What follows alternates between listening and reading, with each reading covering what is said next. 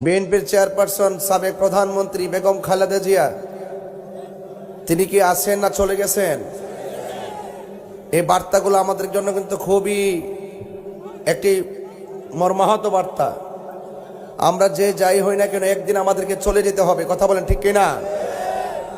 এই জন্য আমি বলবো, আমার আজকে অনেক লেখালেখি দেখেছি, অনেক রাজনীতি ব্যক্তিবর্গরা পর্যন্ত সুখ বার্তা দিয়েছেন, আমি নিজেও দিয়েছি।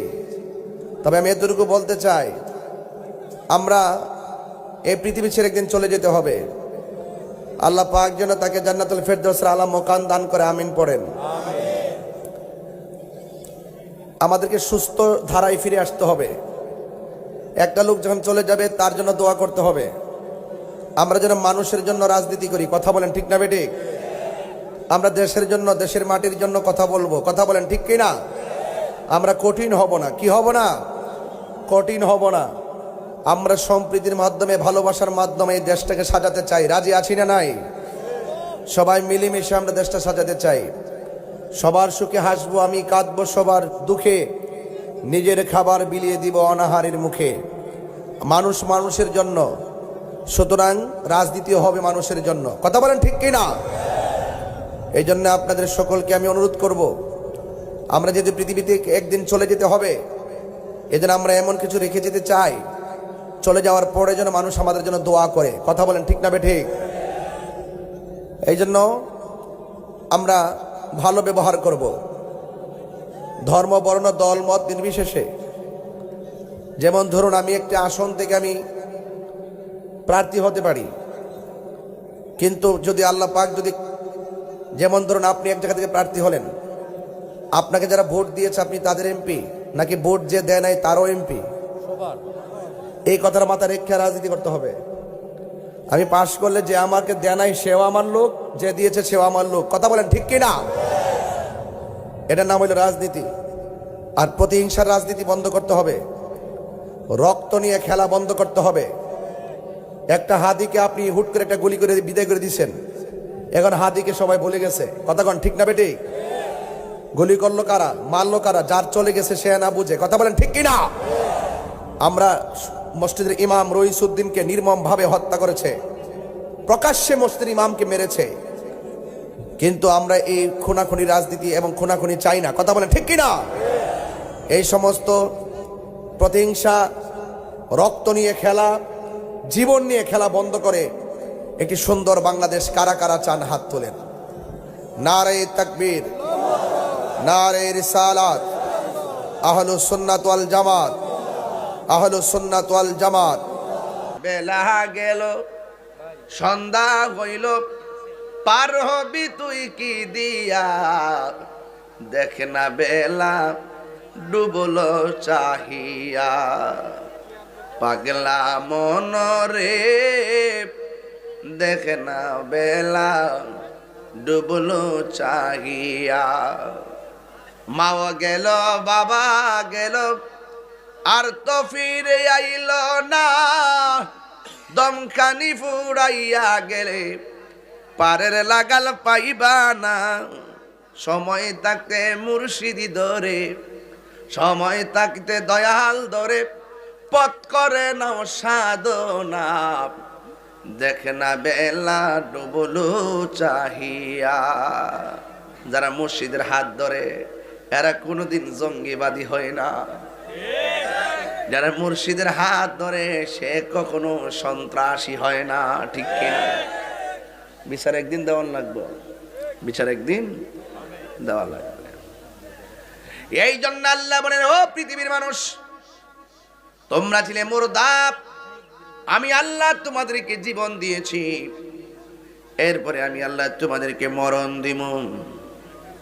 মরণ বড় কঠিন, মরণ বড় কঠিন রে।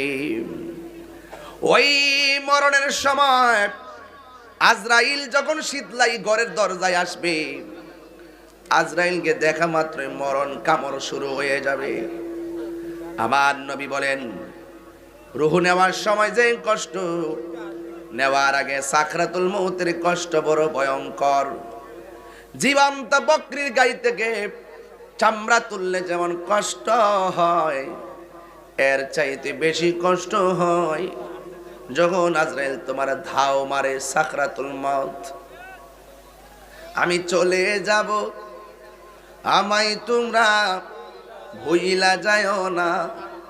আমি চলে যাব, আমায় তোমরা ভুইলা যাও না। ডাইনে মাটি, ডাইনে বামে মাটি আমার মাটির বিছানা। ডাইনে বামে মাটি আমার মাটির বিছানা। এ আমার বাবা, মানুষগুলোর মনোযোগ আকর্ষণ করার জন্য ধীরে ধীরে শুরুতে ওয়াজ শুরু করলাম। 9টায় বিদায় হয়ে যাব।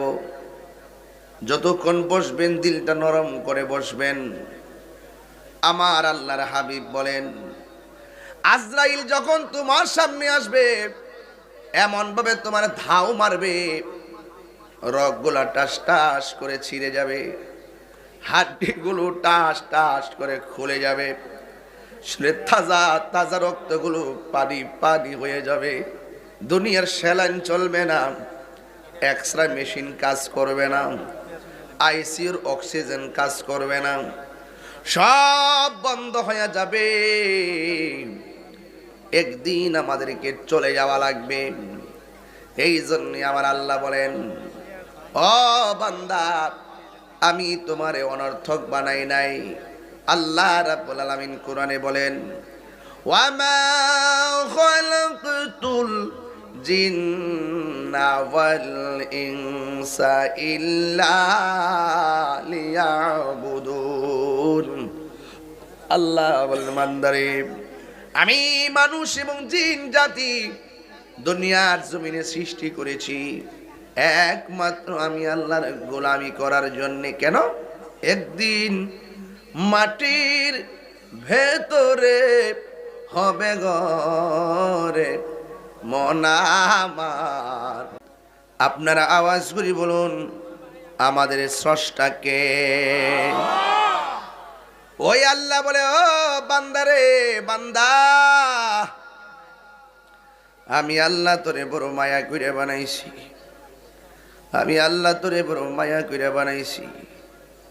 আল্লাহ বলে, ফি আই ইন্নাহু হুয়া ইউবদি ওয়া ইউঈদ।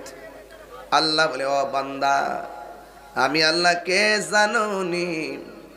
আমি আল্লাহ হলাম তোমার শুরুর মালিক। এর দ্বারা প্রমাণ হয় আমার আল্লাহর শুরু নাই, এর দ্বারা প্রমাণ হয় আমার আল্লাহর শেষ নাই। যার শুরু নাই, যার শেষ নাই, তিনি হলো আমাদের রব।